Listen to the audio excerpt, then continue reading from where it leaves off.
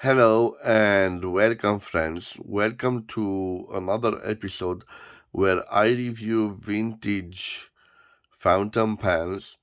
Today I have for you one of my favorite German brands, and I have a fountain pen from the 1930s. It's not in its best shape, and I will show it to you. So let me zoom on it. On the barrel we have thermically imprinted KAWECO Dia. It has this filling mechanism. I'm not so sure what type of filling mechanism it had, and right now I think it had a bottom filler or a piston type of filling mechanism. Unfortunately, you can see that the number is faded away right here, so I hope you can see. I think it is an 85 or a 65, you can see right here. And pretty bad scars this fountain pen has. Let me see if I can. No, I can't rotate it right here. I presume it was a piston filler. So, guys, I have two fountain pens from roughly the same period, and probably you can tell by the endings of the cap. So they are done with a similar material. It developed this brown patina in time. This means that they are made from a different material. So these are made from hard rubber, and this is celluloid. And guys,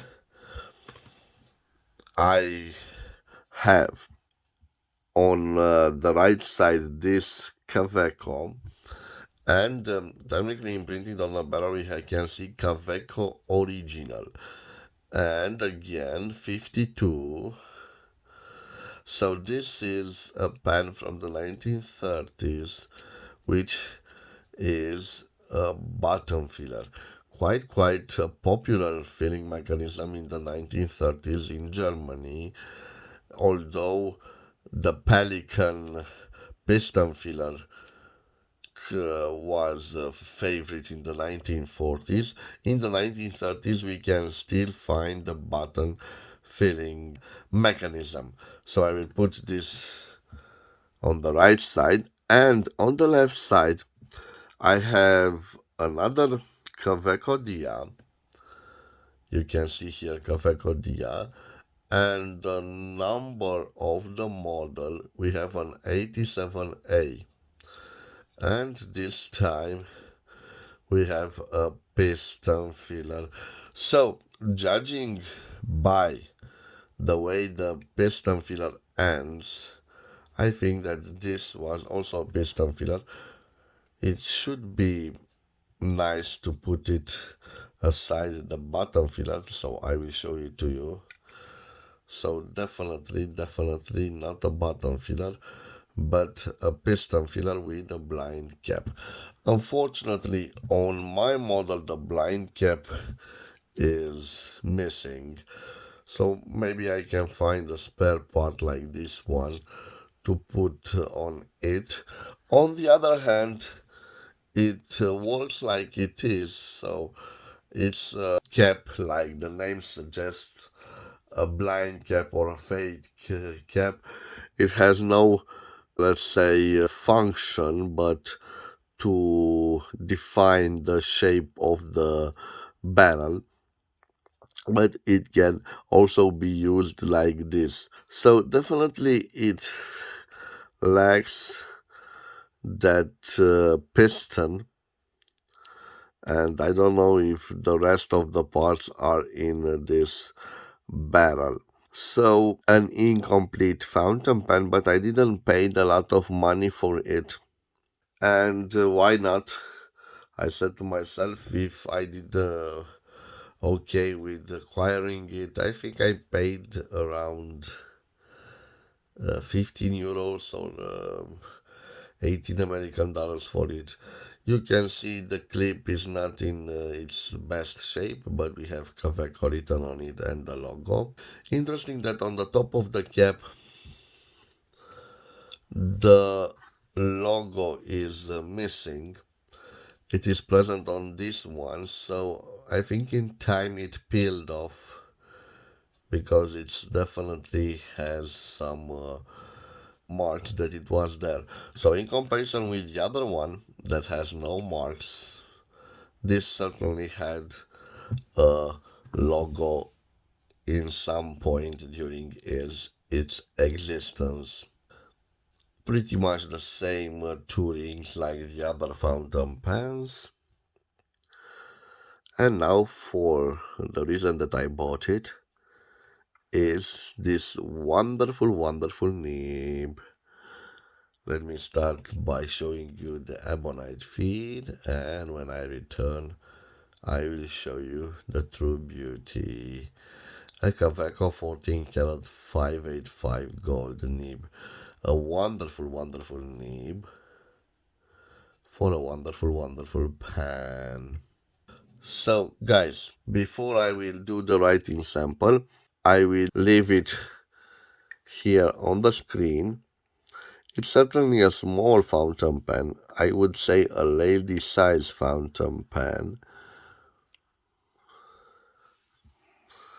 Of course, it lacks this fake cap, so I presume it has the same dimension as this original 55. I believe I have an original 55 now. No, this is a 52. Sorry, guys. So I believe that when it had this fake cap, it had the same dimension as this KAWECO original 52. So I will leave those fountain pens on the side, and I will leave on the screen the dimensions of this fountain pen, but the dimension like it is, so without that blind cap. And after that I will do the writing sample. Bear in mind, due to the fact that we don't have a working filling mechanism, I think I will use it just dipped. Again, I think if I drop some little ink from this part, it should hold in the barrel, but I don't want to do that because I'm not so sure about the rust and other residues in the barrel, and I don't want to choke this line of ink in any way. So please bear with me, guys. I will show you what this nib can do.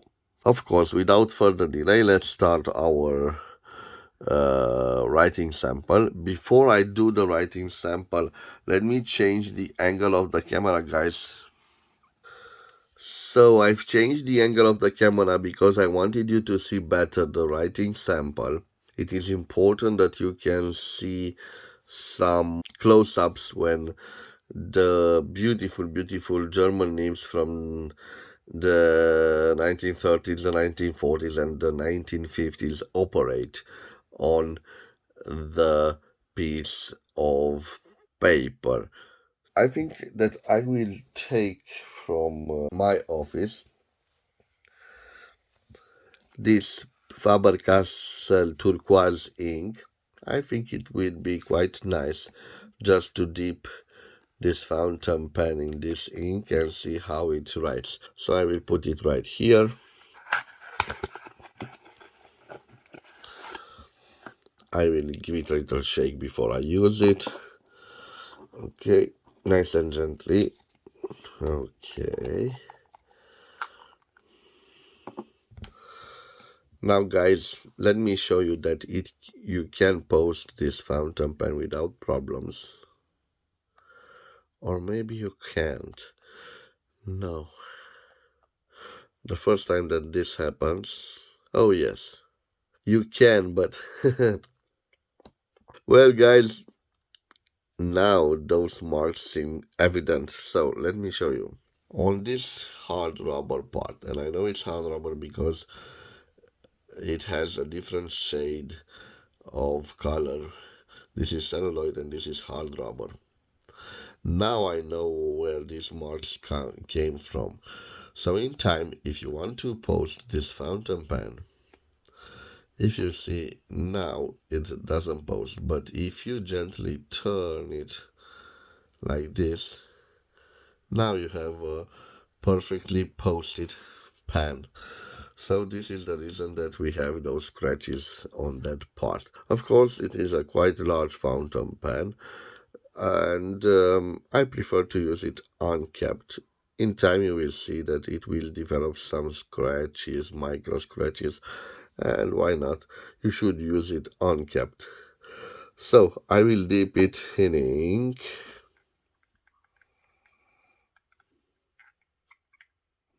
Let me take out the excess of ink, and I have here my tissue. Okay, let me see if we can work with it. So let me zoom a little bit. Okay, sorry. We have a KAWECO Dia. And again, the model is, let me try to identify it. So I don't think it's 87. I think it's, so definitely we have a 5 there. And the first letter, it is an 8 or a 6. But because I have on the other one, so on the other dia, I know for sure that we have a model 87A. And 87 is bigger than this fountain pen. Let me show them to you without the cap. So this is the 87.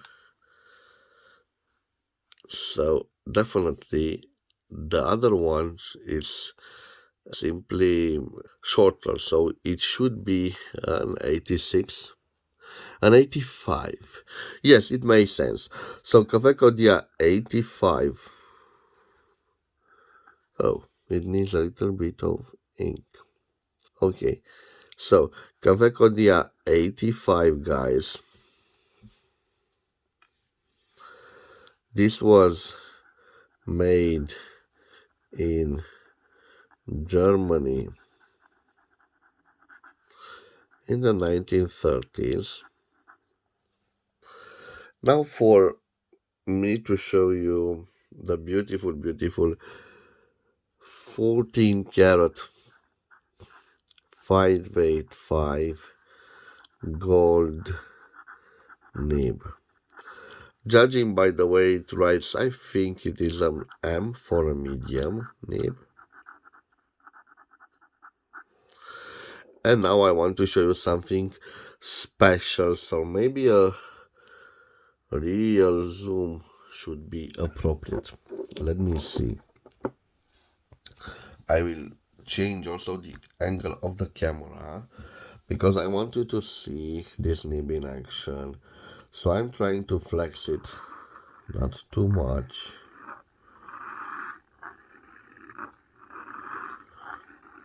You can see definitely a little bit of flex to it. In fact, I'm not so sure if I can zoom on the tines. So zoom on the tines. I hope you can see, guys. Now I'm trying to show you. No, I don't have the right zoom on this camera, guys, but I think you can see. So this is a little bit of why I love German nibs from the 1930s, the 1940s, and the 1950s. They have a small flex to them. So I can't call this a flexi nib, but it has a little flex to it. And maybe I can show you when I will do the line variation. So here no pressure, and here a little bit of pressure, so you can see a slight difference. So we have a little line variation also. It seems to be a quite juicy nib, one thing that I like, and it is a quite well signature fountain pen. Let me see if we can reverse write with it. Reverse writing, and definitely a yes, no problem, no scratch problems, no ink flow problems. And I think in reverse it writes like an F in comparison with the M for simple use. Okay guys, I'm quite impressed with it. Now let me zoom out a little bit because I want to tell you about the the quick brown fox jumps over the lazy dog. So quite nice guys. I am impressed with this nib. Not so impressed because when you say KAWECO and you say 1930s, you probably own one of the best German nibs from that period of time. It surpassed even Pelican and Mont Blanc with its gold nibs, guys. So that's why I love the vintage KAWECOs. I have lots of them and I will still buy lots of them because you simply can't find this gold nib on a modern fountain pen.